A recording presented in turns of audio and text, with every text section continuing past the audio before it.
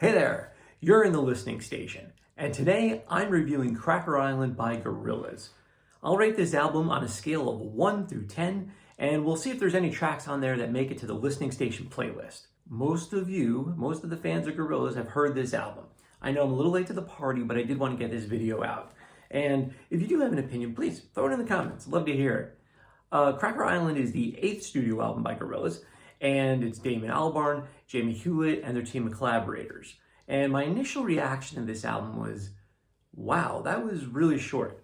The standard version of this album has 10 tracks, and only 2 of them crack 4 minutes. The runtime, I believe, is 37:26.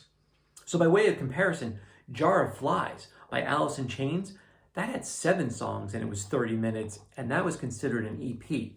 So yes, every track on here is short, and it was basically designed for radio play. But that being said, though, I enjoyed the album. I enjoyed listening to the album. I like the vibe of the album. I think there's some cool tracks on here.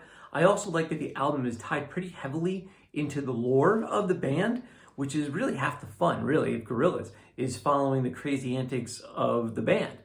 So, in true Gorilla fashion, there's plenty of great collaborating artists on this album.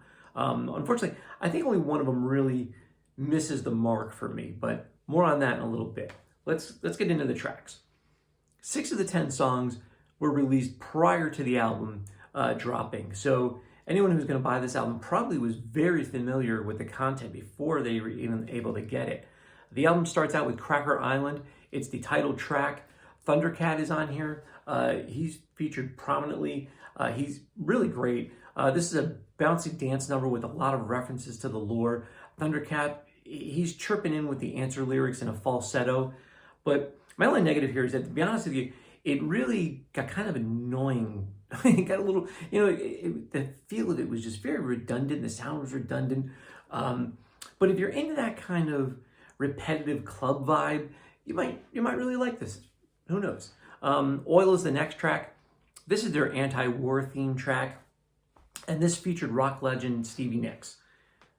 This is what I was talking about before, where this one kind of missed the mark for me, which is unfortunate because in an interview with Zane Lowe from Apple Music back in 2022, Stevie said she really only had one demand, that she wanted to be turned into a gorilla. She wanted to be one of their animated characters. She said, I want to be a gorilla, I want to have big false eyelashes, and I want to have blonde hair. So at the time of this recording, though, I don't know when you're going to watch this, but I have yet to see a Stevie cartoon. So we'll see, hopefully soon. But as I mentioned earlier, this is a collaboration I thought just kind of fell off for me, just missed the mark. I feel that her contribution just felt muted. Her harmonies with Damon were great. They were really cool.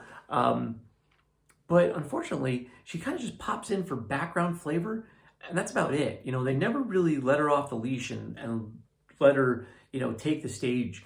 And I thought that was kind of a waste of a really impressive seasoned talent. Next song is Tired Influencer. This has got kind of a sleepy island groove. It's short, it's sweet, comes in at 3.5 minutes. The message of the track is, of course, take a look at the influencer marketing world we live in now. Interesting side note, Damon also peppers in responses from Siri in here. So it turns out when he was recording this, him and Kirsten kind of unintentionally left Siri running in the background, and you could hear responses, I didn't get that. Could you try again? And here's what I found. And you'll hear that in the track. They heard it after the fact, and they left it in. So it was interesting. It's a nice track, but I don't think it's going to make many playlists. Next is Silent Running. This features Adelaide Omateo, who was once one of Amy Winehouse's backup singers. And this is a pretty cool track. This is one of the 2 tracks on this album that actually goes over 4 minutes. And while the whole album has got kind of this synth pop vibe, this one kind of, to me, felt like it was written in the 80s.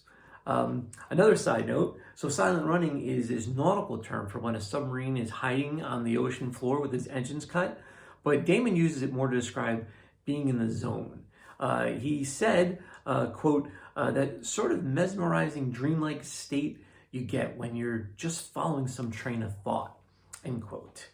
So either way, it's a cool groove. I really enjoyed it. New Gold, that features Tame Impala and Booty Brown. I like this song. I kind of wish it was a little more experimental, but it's still one of the coolest tracks on the album. I really like the pairing of Booty Brown from The Far Side with Kevin Parker from Tame Impala, and I think their sounds really work together. I really enjoyed it. Baby Queen. So I hear this track is about the Crown Princess of Thailand, who came to a Blur concert back in '97. That's interesting, I guess. So I'm not sure how it fits into the lore, but you know, it's an interesting kind of jazzy dreamscape kind of a track. So check it out if that's your thing. Tormenta. This is the reggaeton style track. Yes, what is reggaeton, right? So this is a combination of reggae, dance hall, hip hop, Latin American vibes, and this features Puerto Rican artist Bad Bunny. If you're into Bad Bunny, you're gonna love this track. I don't speak Spanish, so I have no idea what he was saying, but I did enjoy the groove of this track. I enjoyed the sound of this track. When I'm hearing it, I'm picturing myself on vacation. It's that kind of track where you're listening to this in the background. I'm sitting on the beach somewhere at a resort, you know, having a cold red stripe. So, segue, if you're enjoying this content, like and subscribe. It really helps the channel. I hope to make more of these for you. Next up, Skinny Ape. This is probably my favorite track on the album. I love the flow, I love the build-up. I think it's one of the more interesting tracks on the album, and I like the connection to the lore. I think this is 2D all the way, and I think that's a lot of fun. Rounding out the album now is Possession Island, and this features Beck. It starts out as a soft little ballad, and then it's got a little build on this really pretty little piano piece, and then, you know, Beck kind of finds his way in there, and then unexpectedly, you get this mariachi trumpet going on in there. When I say it out loud, it sounds odd, but it really is a really pretty song. Overall, I'm going to give this album a solid 7.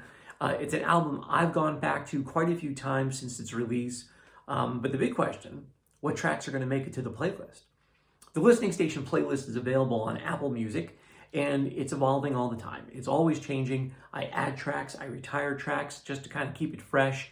As I review albums, I'm going to add tracks from those albums to the playlist. And then, you know, hey, if you suggest something in the comments that you think should be on there, I'll throw that in there too. Skinny Ape is definitely going to make the cut.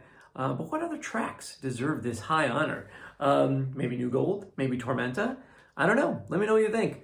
Also, if you're into Gorillaz, you may like this quick little video I did unboxing the Cracker Island picture disc. All right, that's it for me. This was a review of Cracker Island by Gorillaz. Until next time, you've been in the Listening Station.